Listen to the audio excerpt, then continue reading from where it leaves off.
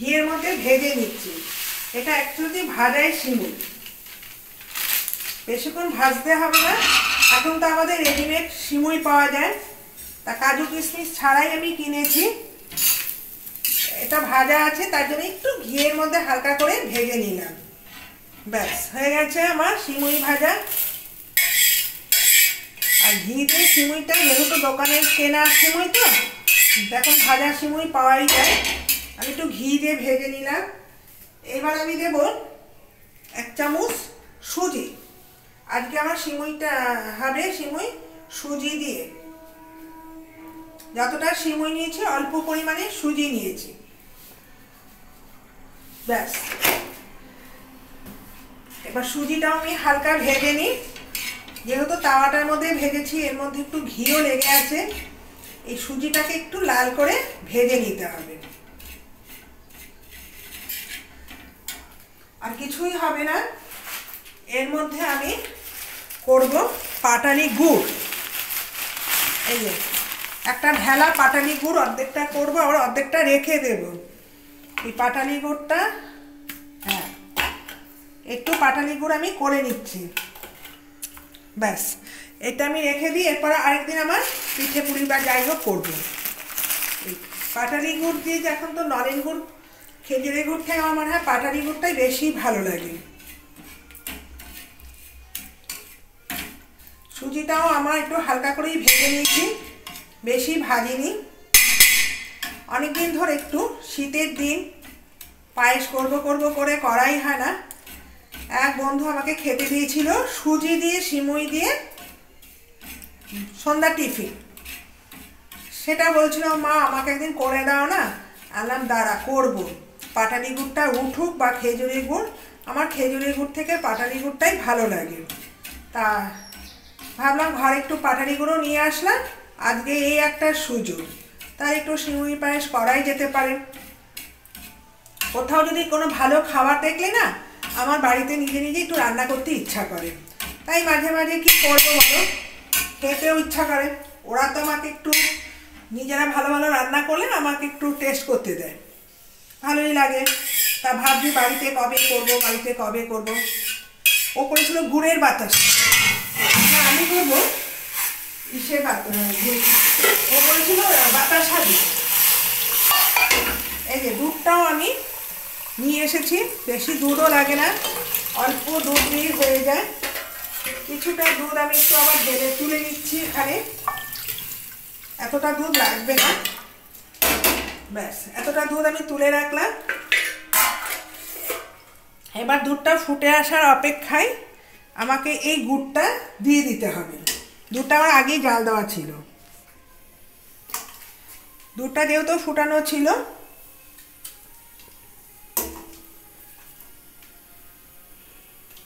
এই খামটার সাহায্যে আমি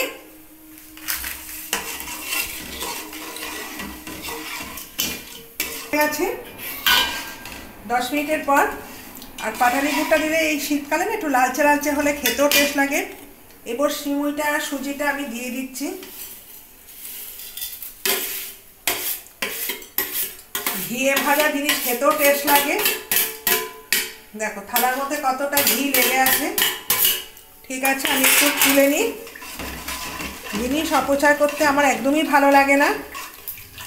ব্যাস এটা ফুটে আসার অপেক্ষা আমাকে থাকতে হবে, একটু না ঘন না।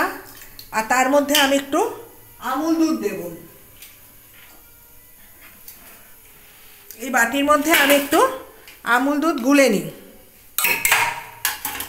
আমুল দুধ দিলে কি হবে, টেস্টটা খিরখির টাইপের হবে।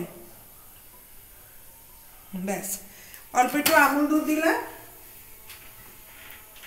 আর দিচ্ছি 1 চামচ চালের গুঁড়ো। এইটা আমি দুধ দিয়ে গুলবো। এটা তোমরা বাড়িতে ট্রাই করে দেখবে। যেহেতু এটা আমি খেজুর গুড় পাটালি গুড় দিয়ে দিচ্ছি, এর মধ্যে তোমরা কাজু কিশমিশ দিতেও পারো বা নাও দিতে পারো। তাও আমি একটু কাজু আর কিশমিশটা এই যে কাজু আর কিশমিশটা আমি দিয়ে দিচ্ছি। কাজুটা একটু ভেঙে দিচ্ছি, কারণ বেশি দিইনি, অল্প একটু দিচ্ছি। একটু কিশমিশও দিয়ে দিলাম।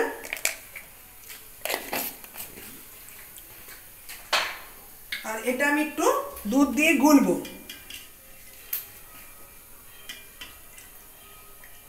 এটা দিলে পর দেখবে অসাধারণ ক্ষীর টাইপের মতন লাগে। আমুল দুধ আর একটু চালের গুঁড়ো নিয়েছি। পায়েস পিঠে খাওয়া মানে একটু শীতকাল মানে খেজুরি গুড় থাকবে বা পাটালি গুড় থাকবে, তার সঙ্গে একটু ক্ষীর ক্ষীর টাইপের থাকবে, তার সঙ্গে একটু ক্ষীরের ফ্লেভার থাকবে।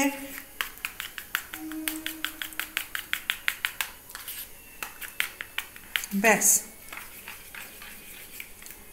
কোনো যাতে দানা না থাকে এটা কিন্তু খেয়াল করতে হবে। যাতে এটা আমি উষ্ণ গরম দুধে গুলেছিলাম বলে একটু দুধটা গরম ছিল বলে একটু দানা, যাই হোক এইভাবে করে নিলেই দেখেছো কি সুন্দর কিমি কিমির মতন ঘন রেস হয়েছে। এইটা আমি দুধের মধ্যে দিয়ে দিলাম। ব্যাস, এইবার আমি বাকিটা তোমাদের সঙ্গে দেখিয়ে দিলাম। একটু 1 মিনিট ফুটে আসলেই দেখবে, দেখো কালারটা কি সুন্দর এসে গেছে। এর মধ্যে একটা তেজপাতা দেব। এবার একটু তেজপাতা দিয়ে দিচ্ছি। ব্যাস, এটা আমার হয়ে গেল। এবার চাপা ঢাকা দিয়ে দেব।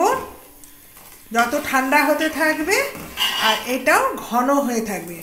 এই ক্ষীর ক্ষীর দুধটা না বেশি চাকা চাকা ভালো লাগে না, একটু পাতলা পাতলা ক্ষীর ক্ষীর টাইপের থাকবে। দেখো আবার তুলে দেখিয়ে দিচ্ছি, এই দেখো এই ফ্লেভারটা কিন্তু এবার ঠান্ডা হবে, দেখবে দেখেই বোঝা যায়। আর বেশি ফুটাতে হবে না, কেন সিমুই দিয়েছি, সুজি দিয়েছি, এটা একটা ক্ষীর ক্ষীর হয়ে যাবে। ঠিক আছে, তোমরা সঙ্গে থেকো। তোমাদের 2 রকমের রেসিপি আমি শেয়ার করলাম। একটা হচ্ছে কেক হ্যাপি হ্যাপি বিস্কুট দিয়ে, আর সুজি দিয়ে সিমুই দিয়ে পায়েস। ঠিক আছে, সঙ্গে থেকো।